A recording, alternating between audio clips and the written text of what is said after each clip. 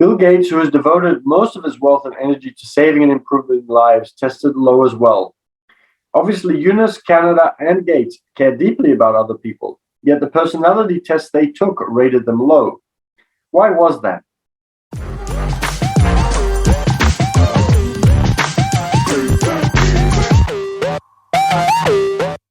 Good morning, everybody. Hope everybody is well, and it is a new week, a new Monday, and we are obviously going to start the week with some reading because it's a great way to start the week and the day.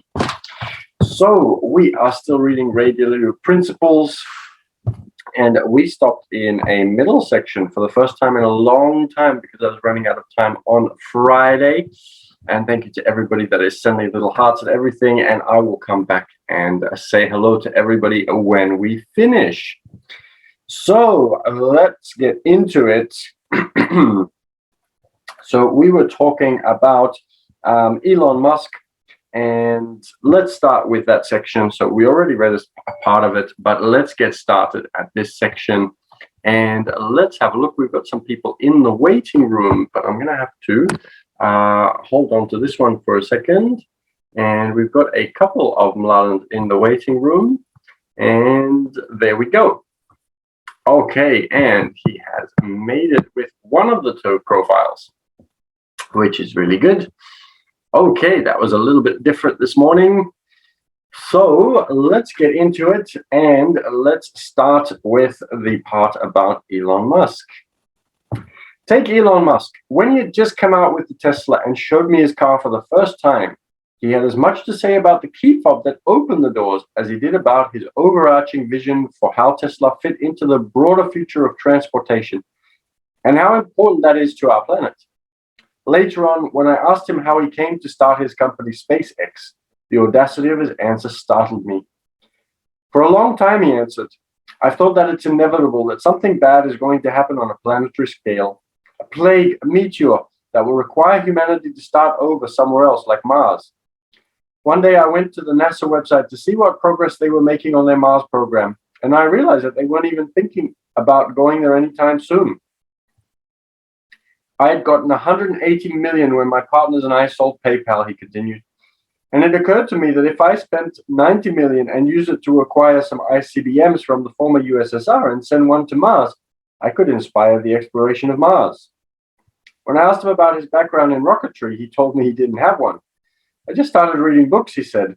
That's how shapers think and act. So we were also talking about shapers, which is a particular kind of person who is motivated, driven, and likely to achieve really, really big things. The kind of person that Ray Dalio wants to have running his company when he starts to transition out, which is what we are also talking about at the same time.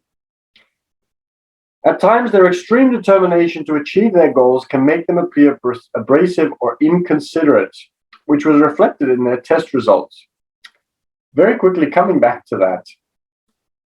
So what was I going to say? Yes, so Elon Musk doesn't have a lot of knowledge around rocketry because he's never studied it, but he went and read books and he surrounds himself with really, really good people. So just because you may not know about a certain topic doesn't mean that you are going to not be able to go into that field. So that is very important to keep in mind. Whatever it is that you want to achieve, you can. You just need to find a way. Just because you don't have the diplomas or you don't have the certificates or you don't have whatever it is that you think that you need, it doesn't mean that it's going to hold you back from being able to achieve what it is that you want to achieve. So that is something that I definitely want to share with you this morning. Very, very important.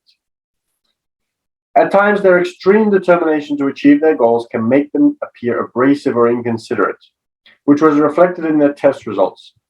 Nothing is ever good enough, and they experience the gap between what is and what could be as both a tragedy and a source of unending motivation.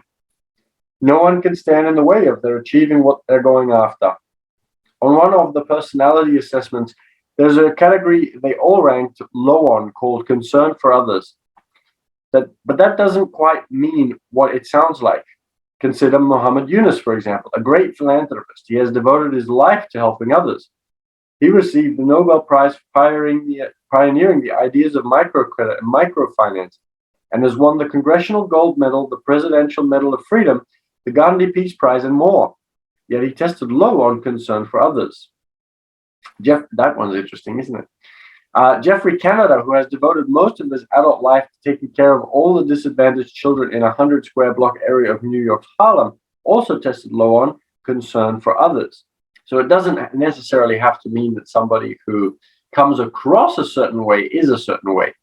So that is very important to keep in mind, both from the perspective of whether that is you, who is maybe feeling that you are not showing a lot of concern for others, or if you see somebody in the world who you think doesn't show a lot of concern, it may not necessarily be because they don't actually show concern. It's just that they are putting all of their focus on one thing to show concern, which prevents them from being able to show concern in certain other areas. It's all about the priorities in that case. Bill Gates, who has devoted most of his wealth and energy to saving and improving lives, tested low as well. Obviously, Eunice, Canada, and Gates care deeply about other people, yet the personality tests they took rated them low. Why was that? In speaking with them and reviewing the questions that led to these ratings, it became clear. When faced with a choice between achieving their goal or pleasing or not disappointing others, they would choose achieving their goal every time. Through this investigative process, I learned that there are distinctly different types of shapers. The most important difference lies in whether the shaping comes in the form of inventing, managing, or both. For example, while Einstein shaped by inventing, he didn't have to manage. And while Jack Welch, who ran GE, and Lou Gerstner, who ran IBM, were great managers, leaders of people, they didn't have to be inventive. The rarest cases were people like Jobs, Musk, Gates, and Bezos, who were inventive visionaries and managed big organizations to build those visions out. There are a lot of people who look like shapers, and then that they come up with a great idea and got it to the point where they could sell it for a lot of money, but did not shape consistently. Silicon Valley has many of these types. Perhaps they should be called inventors. I also saw that there were wonderful leaders of organizations who weren't classic shapers in that they didn't come up with the original visions and build them out. Rather, they entered existing organizations and led them well. Only true shapers consistently move from one success to another and sustain success over decades. And those are the people I wanted to bring to Bridgewater. My examination of shapers and my reflections on my own qualities made clear to me that nobody sees the full range of what they need to see in order to be exceptionally successful, though some see a wider range than others. Those that do best see a wide range themselves while triangulating well with other brilliant people who see things in different, complementary ways. This realization has been important in making my transition out of management go well.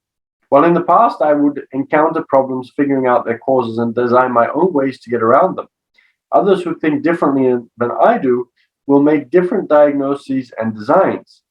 My job as mentor was to help them be successful at that. This exercise reminded me that there are far fewer types of people in the world than there are people, and far fewer different types of situations than there are situations. So matching the right types of people to the right types of situations is key. Because Gates and Jobs had recently left Microsoft and Apple, I watched their former organizations closely to help me better understand how I could help prepare Bridgewater to thrive without me. Certainly the most notable difference between them and Bridgewater was in our cultures. How we use the idea of meritocracy, of radical truth and radical transparency to bringing problems and weaknesses to the surface to prompt forthright dealing with them. Okay. Systemizing our idea meritocracy. Was there something that I wanted to say about this part? So I suppose one thing that I find very important is to be able to say, okay, I'm going to work with somebody and that person is going to have their way of doing something. Now, I could micromanage and make sure that everybody does everything exactly the way that I want. But all I'm likely to do is just annoy them. Whereas if I say to somebody, okay, these are the parameters, this is what you need to work on, and then allow them to work on it in their own unique way, makes them probably feel more comfortable, which means that I'm going to get a better result than I'm constantly sitting on their back, micromanaging and telling them what they need to do and how to do it. But there are different trains of thought. So, for example, if you worked at Apple or Microsoft during its heyday, I doubt that things would have been done that way, and they become ultra successful. But there are also organizations where the owner of that organization has a different personality style similar to mine, say, for example, and they also became extremely successful. So I suppose it is not in just one way or the other that you're going to achieve success. So there are multiple roads, or as they say, there are many roads that lead to Rome. Okay, let's get into systemizing our idea meritocracy. The more I did the research on people, the clearer it became that there are different types of people, and that, by and large, the same types of people in the same types of circumstances are going to produce the same types of results. Said differently, by knowing what someone is like, we can have a pretty good idea of what we can expect from them. So I was more motivated than ever to continuing gathering lots of data on what people are like to build pointillistic pictures of them to help us match people to responsibilities well. Doing this is an evidence-based way would enhance the idea meritocratic process of aligning people's responsibilities with their merits. While this all seemed so clear and commonsensical to me, it was much harder to achieve in practice. About a year into my transition, I saw that many new managers, and some older ones, still couldn't see the patterns of people's behavior through time. In other words, they couldn't connect the dots between what people are like and the outcomes they produce. Their reluctance to probe hard to get at what people are like was making things more difficult. But then I had a breakthrough, which grew out of an observation that the challenges we were having with making management decisions didn't exist in our investment decision making. I realized that by using big data analytics and other algorithms, our computers could connect those dots more efficiently than any of us could, just as they had helped us make connections in the markets. These systems also didn't have personal biases and emotional barriers to overcome. So those being analyzed couldn't be offended by the data-driven conclusions the computers were coming up with. In fact, they could look at the data and algorithms, assess them for themselves, and suggest changes if they wanted. We were like scientists trying to develop tests and algorithms for analyzing ourselves objectively. And that is actually very true, because if somebody would tell me what kind of person I was and would go into certain details, I would probably feel quite offended by it. But when I went to study hospitality management and business management at university in the Netherlands, where I studied, we had to do what was called an MDA profile. And this was back in 1999, when a lot of profile testing, and it was definitely not what it is today. And this MDA profiling, I think it took about a quarter of a day, and I had to answer about 400 questions. And each of those, you had to choose what was most like you and what was most least like you. And I did this, and it came back with I think it was like about a 24-page report. And I read it, and it was me exactly. There was no difference between what I knew about myself. Sometimes it knew me even better than I did. And what was in this report. It was absolutely amazing. It was unbelievable. It told you how to communicate with me, what you should and shouldn't do. And I better charge the computer, because it is telling me that I should plug it in, otherwise it will die, and then we do not have a recording. So it had all of this really, really valuable information. But I didn't feel offended by it, because I knew that it was generated by a computer, and I knew that I was the one who put the input in. So I was the one that answered the questions. I was the one that provided the information, and the computer just analyzed it. I knew that it wasn't going to use this against me later. I knew that it wasn't going to judge me on it. I knew that there wasn't really an issue from the computer side. Whereas if a person did the exact same thing, I would probably have a bit of an issue with it. And so Mladen on the Zoom is saying Kolbe is your friend, because Kolbe is probably similar to the MDA that I did, but just a little bit higher, since it's obviously a newer version. of something very, very similar. So yes, not likely to cause anybody any offense. Okay, let's continue. On November 10th, 2012, I shared my thoughts with the management committee in an email.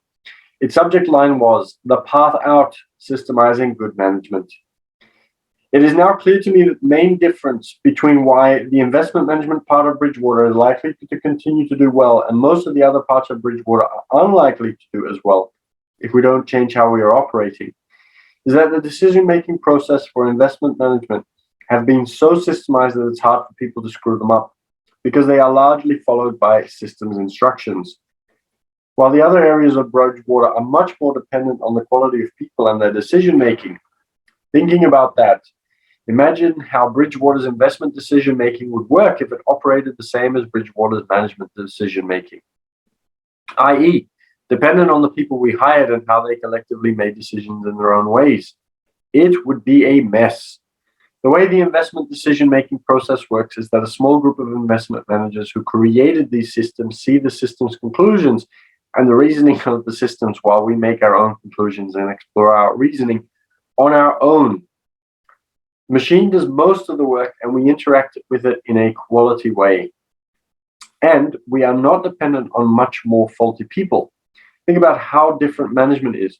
While we have principles, we don't have decision-making systems. In other words, I believe that the investment decision-making process is effective because the investment principles have been put into decision rules that make decisions that people then follow, while the management decision-making process is less effective because the management principles have not been put into decision rules that people can follow to make management decisions. It doesn't have to be that way. Having built the investment systems with the help of others and knowing about both investment decision-making and management decision-making, I am confident that it can be the same. The only questions are whether it can happen fast enough and what will happen in the meantime. I'm working with Greg and others to develop these management systems in the same way I worked with Greg and others, Bob, etc., on the investment systems. You are seeing this happen via the development of the baseball cards, dot collector, paint buttons, testing, job species, etc. Job specking. Because I have a limited time to do this, we need to move fast. At the same time, we will have to fight the battles in the trenches with hand-to-hand combat to clean out those who are incapable and bringing in or promoting those who are excellent. One of the great things about algorithmic decision-making is that it focuses people on cause-effect relationships and in that way helps foster a real idea meritocracy. When everybody can see the criteria the algorithm used and have a hand in developing them, then they can all agree that the system is fair and trust the computer to look at the evidence, make the right assessments about people, and assign them the right authorities. The algorithms are essentially principles in action on a continuous basis. Well, our management system has a long way to go before it is well automated as our investment system. The tools it has made possible, especially the dot collector, an app that gathers information about people in real time described in detail in the work principles, have already made an incredible difference in the way we work. All these tools reinforce good habits and good thinking. The good habits come from thinking repeatedly in a principled way, like learning to speak a language. The good thinking comes from exploring the reasoning behind the principles. The ultimate goal of all this was to help the people I cared about, be more successful without me, which was becoming increasingly pressing as life's milestones continue to reminded me of my stage in life. For example, I became a grandfather with the birth of Christopher Dalio on May 31st, 2013. And in the summer of 2013, I had a serious health scare that turned out to be nothing but reminded me of my mortality. At the same time, I still love playing the markets, which I plan to do until I die, making me even more eager to speed the transition from the second to the third phase of my life. Okay, and then next time we will be reading Anticipating the European Debt Crisis. So I am looking forward to that. I hope you are as well. I would like to say thank you so much for joining today. I'm very excited because it is a new week, new chances, new opportunities, lots of great things happening this week, and I hope for you as well. So if you enjoyed that, and if it's the first watching us, then you can watch the replays if you missed any episodes, or if you'd like to watch more. And you can do that on YouTube at the Passive Cashflow Club, which is our YouTube channel. Now, we also answer questions related to finance and wealth creation and different other things like that. So we don't just do videos like this. We also have lots of other great videos that can be of great benefit for you. So please make sure that you subscribe when you are there. Hit that bell notification button so that you get messages when we answer the questions, so that you know, and you can watch the video. And who knows, it might be a question that you had that you hadn't thought of asking yet, and it will answer and solve one of your challenges when it comes to your investing or wealth creation. If you have a question and you'd like to ask that question, then feel free to join me on Instagram. You can find me at business_team_6_official. And I would love to get to know more of you, because I feel like I'm just talking to the computer screen sometimes, but I know that you are a real human on the other side. So I'm getting lots of great feedback from you if you join me on Instagram, which I would love to be able to get. I'd love to know what your thoughts are. I'd love to know what your questions are. And I would love to get to know you. And one way that we can do that is through our game Cashflow and the online simulator, which takes it to a whole new level. And it's a great way for you to be able to start practicing new strategies and getting into the market to start off with. So you'll learn about business, you'll learn about stock market, you'll learn about real estate, all different things. There are people there that are going to be able to talk about various topics. So absolutely great if you can join us. So again, you can ask your questions on Instagram, but you can also let me know that you are interested in Cashflow and the online simulator, and we can send you the details about how you can come and join us. And I would love to get to know you. I'm always so appreciative that there are people on the other side watching and listening and joining in, which is really, really amazing. Technology is amazing, isn't it? So I want to say thank you so much for joining. I'm going to stop the recording in just a moment. But I am very, very thankful that you joined us. I'm looking forward to doing another reading of more of Principles by Ray Dalio tomorrow at 8 o'clock Sydney time. I'm looking forward to seeing you all again then. Have an amazing day till then. And remember to make the switch to unlock your rich. If you do the same thing in the same way, nothing will change. And one of the best ways to be able to make that switch is by playing Cashflow or a online simulator that is going to allow you to slowly make that transition, to make that switch. And that has unlocked the rich for so many people. It's unbelievable. So we would love to have you join us for that as well. So remember to make the switch to unlock your rich. I'll see you tomorrow for another read. I will see you on Instagram, and I'll see you on our YouTube channel, The Passive Cashflow Club, and have a great day today.